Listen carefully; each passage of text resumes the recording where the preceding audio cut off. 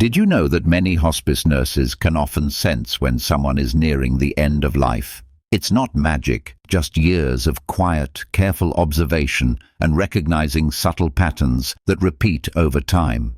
While each person's passing is unique, there are 5 signs that commonly show up in the final days. Though it's not an easy topic to face, many of us in our 60s, 70s and beyond have already experienced this journey with a spouse, sibling, friend or parent. And knowing what to expect doesn't just help us prepare emotionally, it helps us honor their final chapter with more calm, compassion and even gratitude. So in this video, we're going to share 5 powerful signs that hospice nurses say show up again and again before someone passes. These are not medical textbook theories. These are the lived patterns from the people who sit at the bedside, hold hands in silence, and witness the quiet details that families often miss.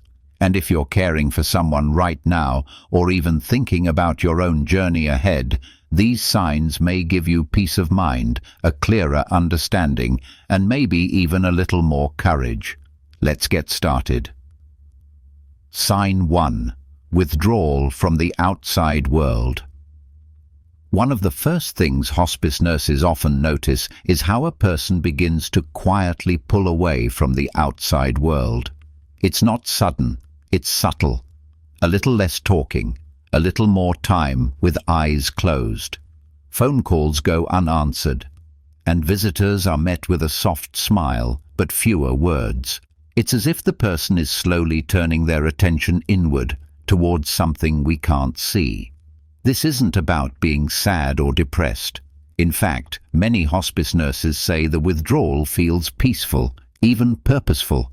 Think of it like a dimmer switch, not a light that suddenly shuts off. There's a gentle fading happening where the noise and needs of the world start to feel less important. It can be confusing or even hurtful to loved ones, especially when someone stops eating, stops responding, or seems uninterested in what's happening around them.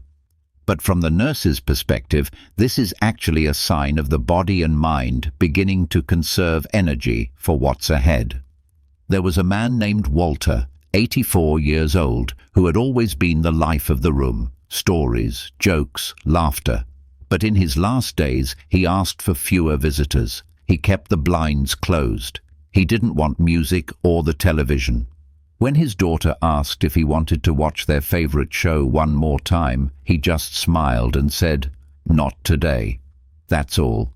Hospice nurses reassured her that this wasn't rejection, it was reflection. Walter was gently stepping out of the room without saying goodbye.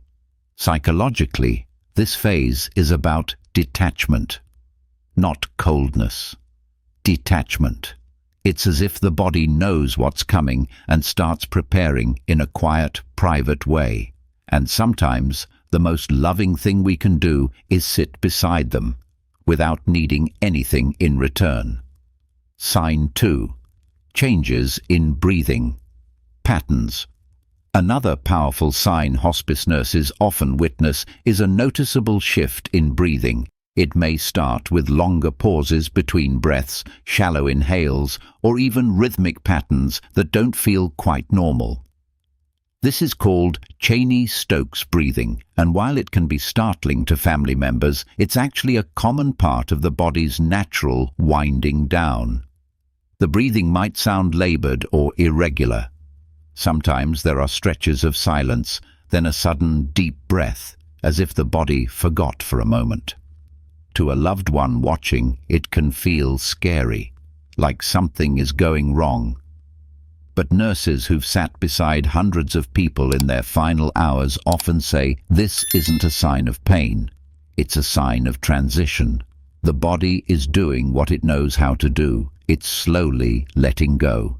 I remember a woman named Dorothy, 79 years old, who had been a choir singer most of her life. She once said, "Breathing is the music we don't notice until it changes."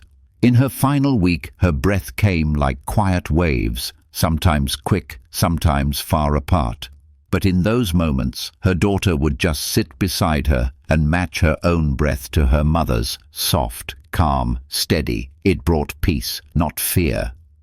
Physiologically, this change happens because the brain's signals to the lungs begin to slow. The body isn't struggling, it's simplifying. No more effort than necessary. Psychologically, some experts believe this is the body's way of drawing attention inward, slowing the world down, creating a rhythm that leads towards stillness. If you're still watching this video and finding these insights valuable, please comment number 2 below to let me know you're here. And if you haven't subscribed yet, I recommend you subscribe and turn on the bell so you don't miss any videos. Your support helps us continue creating good content to inform and inspire you. Now, let's move forward. Sign 3. Withdrawal from the world. One of the clearest signs hospice nurses often speak about is withdrawal, not just from conversations or activities, but from the world itself. It's not a rejection of loved ones. It's more like a soft turning inward, a quiet preparation for departure. You might notice an older loved one sleeping more or keeping their eyes closed longer. Even when they're awake, they may not respond to things they used to care about. The TV might stay off, the phone might go unanswered. It's not that they're upset or unaware. Often, they're simply less interested in things outside their own thoughts or feelings. Their focus has shifted from the outer world to something internal, something we on the outside may never fully understand. Take James, for example. He was 84, a retired train engineer who used to tell the best stories about cross-country routes and strange passengers. In his final days, he grew quieter, sometimes staring out the window without saying a word. His granddaughter once brought him a toy train, hoping it would spark a memory. He smiled faintly, touched it once, and then closed his eyes. "That chapter's over," he whispered. And he meant it, with peace, not regret. Psychologically, this withdrawal can serve as a buffer. It helps the person conserve energy, but more than that, it's a signal that they are turning toward acceptance.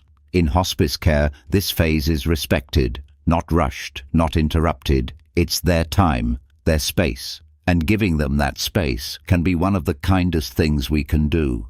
Families often want to keep their loved ones engaged, talking, eating, watching old shows.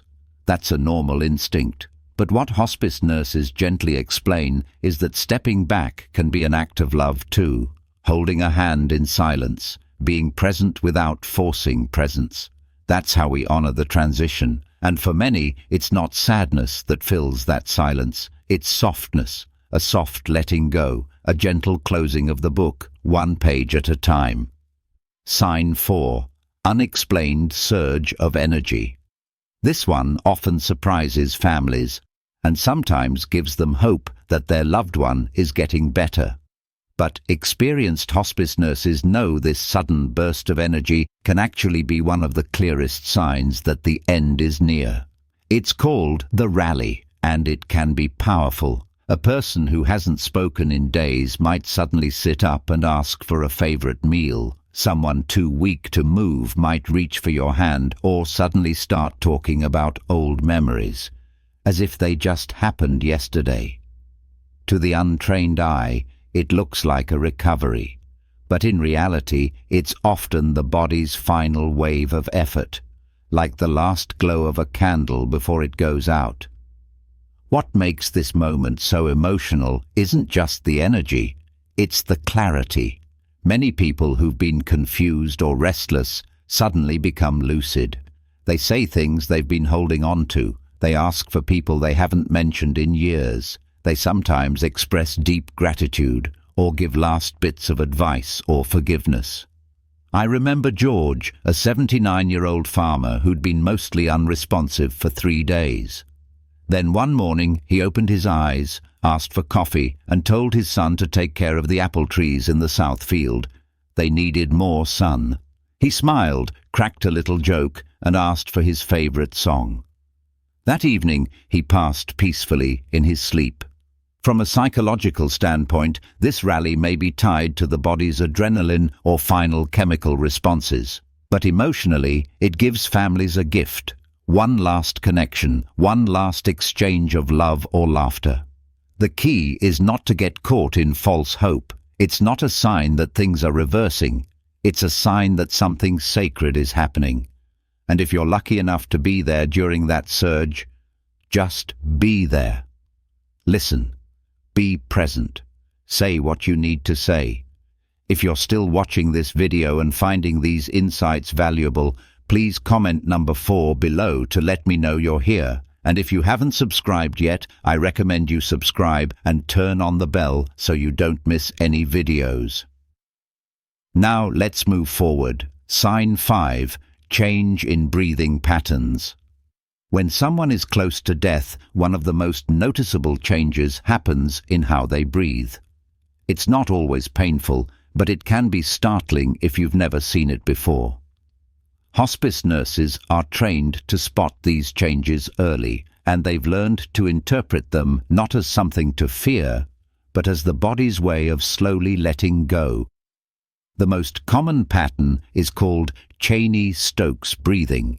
It's a rhythm where the person breathes deeply for a short while, then stops for a few seconds, then starts again. To someone unfamiliar, it may sound like they're gasping or struggling, but in most cases, they're not in distress. The body is simply adjusting. The breathing becomes more irregular, slower, and eventually more shallow. And this can go on for hours, or just minutes.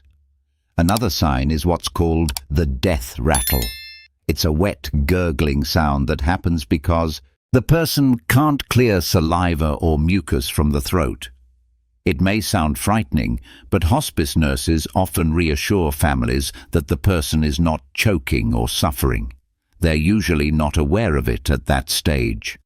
Most people are in a deep, relaxed state, beyond discomfort.